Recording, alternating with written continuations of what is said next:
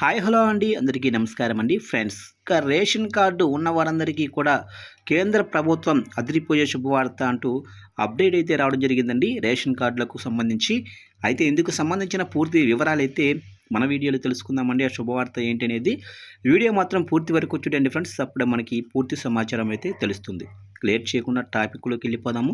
ఇక దేశవ్యాప్తంగా ఉన్న సుమారు 81.35 కోట్ల మంది రేషన్ కార్డుదారులకు కేంద్ర ప్రభుత్వం ఒక తీపి కబురు అందించింది.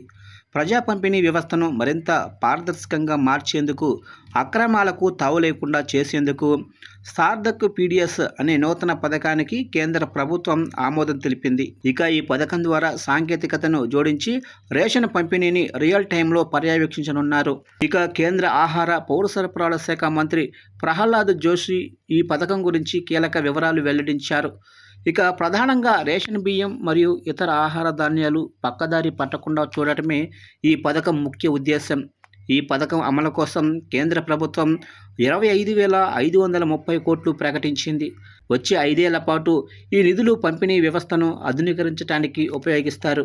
గోధుమల నుంచి చౌక ధరల దుకాణాల వరకు ధాన్యం ఎలా వెళ్తుంది, ఎంతమందికి పంపిణీ అయ్యిందనే వివరాలను ఎప్పటికప్పుడు ఆన్లైన్లో పర్యవేక్షిస్తారు.